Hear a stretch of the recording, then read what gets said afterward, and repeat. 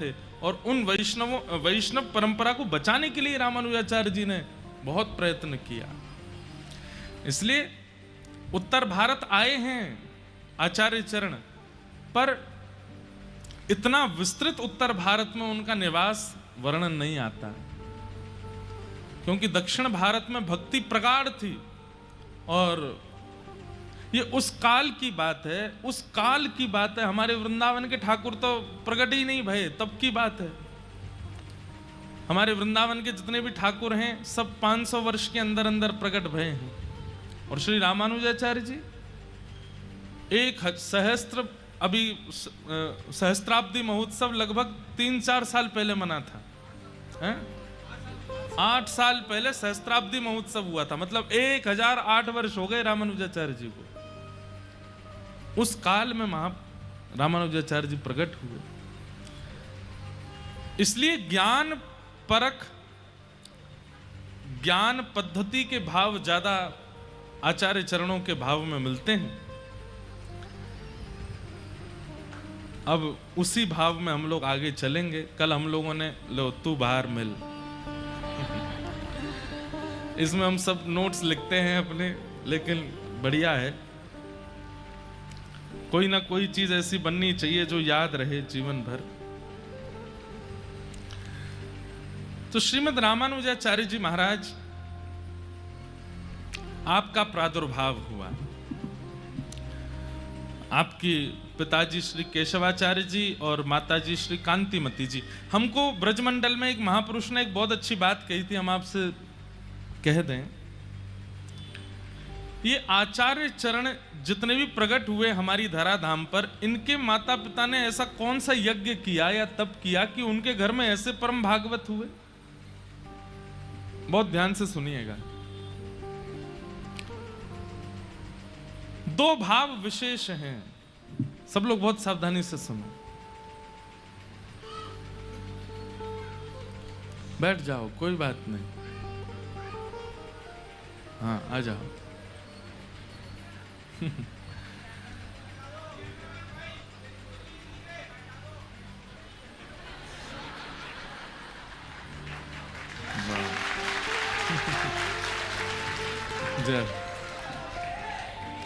यहाँ कुंज गलीन में वो बैठ सके, पीछे जो खड़े कहाँ हैं, इधर हैं, वहां जगह है कि नहीं है उनमें? हाँ, तो इधर ये कुंज गली है अंदर, इधर आ जाओ। हाँ, तो हमारी बात सुनो भैया, जो हम कह रहे थे। बेचारे भैया कैमरा वाले को जीनो दुश्वार कर देंगे, तुम इधर ही ले आओ, यहां से ही करते रहो भैया। हाँ ठीक है, तो हमारी बात सुनिए। ऐसा क्या करते हैं माता पिता कि उनके यहाँ कोई वैष्णव बालक का प्रादुर्भाव हो जाता है, या कोई ऐसे आचार्य चरण कैसे, ऐसा क्या करते हैं माता पिता कि उनके जीवन में ऐसी कौन सी भजन पद्धति आती है कि आचार्य चरण उनको स्वीकार करते हैं? बात निश्चितता से सुनिए। आजकल विवाह के उपरांत भी गृहिणी और पति की एक ही इच्छा रहती है कि जीवन के दिन-चार जितना हो सके ऊधम कर लो, संग मिलकर के जितना हो सके खाओ पियो, ऊधम मचाओ, ऐशो आराम करो दुनिया। आकाश मार्ग में जितने भी आचार्य चरण हैं वे प्रतीक्षा करते हैं कि हमें ऐसी कोई कुलीन माता मिले या ऐसे कोई कुलीन परिवार के पिता मिले जिनको हम अपने माता पिता बनाने के लिए उनके गर्भ में जाके जन्म लें। ठाकुर जी से वे प्रार्थना करते हैं। ठाकुर जी देखिए, जयपुर में फलाने कॉलोनी में एक घर है, वहां पर 1-2 दंपति हैं, बड़े पवित्र चित्त वाले हैं, उनका हृदय इतना पवित्र है, उनका चित्त इतना पवित्र है, भले ही पति पवित्र नहीं है, पत्नी पवित्र है, पत्नी पवित्र नहीं है। अब एक और बात होती है, कहीं कहीं पत्नी का स्वरूप इतना पवित्र नहीं है लेकिन पति पवित्र है, तो भी आचार्य चरण नहीं आएंगे। लेकिन पति भले ही पवित्र नहीं है, लेकिन मां अगर पवित्र है, क्योंकि 9 महीने रहने हैं ना, तो आचार्य चरण स्वीकार कर लेते हैं। लेकिन आजकल दंपति ऐसे हैं ही नहीं कि आचार्य चरण कहते हैं कि कोई भी ऐसा स्थान ही नहीं है, कोई ऐसी माता पिता नहीं बचे हैं पृथ्वी पर जिनको हम स्वीकार करके उनके यहाँ जन्म लेने जा सकें। इसलिए हमारी युवाओं से प्रार्थना है, अधिकतर यहाँ कुआरे ही बैठे हैं सबरे, अब आप लोग कथा में आ चुके हैं, अब कुछ वर्षों में आपके ब्याह आदि की सब योजनाएं बनने वाली हैं। विवाह के उपरांत तो बहुत मतलब निष्ठा के साथ पवित्रता धारण कीजिएगा। क्या पता कहीं श्री ध्रुव जी महाराज का पुनः जन्म लेने का मन हो, पुनः होगा तो सही, इस कलिकाल के उद्धार के लिए आचार्य चरण आएंगे तो सही, कभी ना कभी पुनः आगमन होगा तो सही, पर क्या पता वो आप ही हो जिनको स्वीकार करके आचार्य चरण आ जाएं और आकर के एक बालक के कारण आपको भी भगवत प्राप्ति हो जाए। हम गृहस्थ आश्रम को ही भजन क्यों ना बना लें? हमने गृहस्थ आश्रम को केवल भोग भोगने का साधन क्यों मान लिया है? कल बड़े भैया बता रहे थे ना कि आचार्य चरण आज्ञा करके गए हैं अपनी परंपरा में आगे कि गृहस्थ में जाना पड़ेगा। वहां श्रीनाथ जी वल्लभाचार्य जी को आज्ञा कर रहे हैं कि गृहस्थ में जाना पड़ेगा। क्यों? क्योंकि सन्यास और विरक्त में कई बार भगवत प्राप्ति थोड़ी दुष्कर हो जाती है, गृहस्थों को बहुत सुलभ है।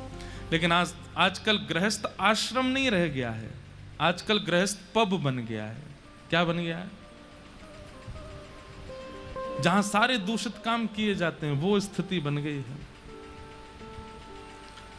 जब तक ब्याह नहीं हो रहा थोड़े बहुत और खुली छूट है आपको, लेकिन ब्याह के बाद तो भैया कम से कम बहुत पवित्रता का ध्यान रखो। क्या पता कोई दिव्य आत्मा आपको स्वीकार कर ले और आपके गर्भ से एक ऐसे महापुरुष का अवतरण हो जिसके कारण श्री गोविंद देव जी चल कर के आपके घर आ जाएं।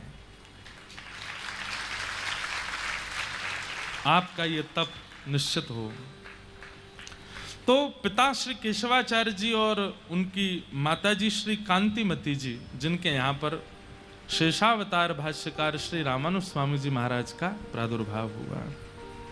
आज हमारे आचार्य चरण आए हैं और आप जैसे आए तो महाभूतपुरी, जहाँ पर आचार्य चरण का प्रादुर्भाव, वहाँ का प्रसाद लाए हैं। वो आते ही बोले महाभूतपुरी रामानुजाचार्य जी के जन्म स्थान से प्रसाद आया है। अब ये इससे बड़ा और क्या आनंद होगा कि आचार्य चरण का चरित्र चल रहा है और उनके ही दक्षिण के स्थान से प्रसाद आ जाए। बाल्यकाल में भी आपकी जो चेष्टाएं थी वो सामान्य बालकों जैसी नहीं थी, और ये मैंने लगभग आचार्यों के चरित्रों में देखा है कि वो बाल्यकाल में भी उनकी चेष्टाएं सामान्य नहीं होती, छोटे बालकों जैसे नहीं होते। वो वहां पर भी धीर गंभीर सरल सहज निर्मल ये स्वभाव उनका रहता है। मात्र 16 वर्ष की आयु में आपका तेज मांबा नाम की एक कन्या से ब्याह हुआ। हमारे दक्षिण भारत में माताओं को अम्बा बोलते हैं, तो तेज मां अम्बा उनका नाम, जिनसे आपका विवाह हुआ। कुछ ही वर्ष बाद आपके पूज्य पिताजी श्री केशवाचार्य जी का वैकुंठ गमन हो गया।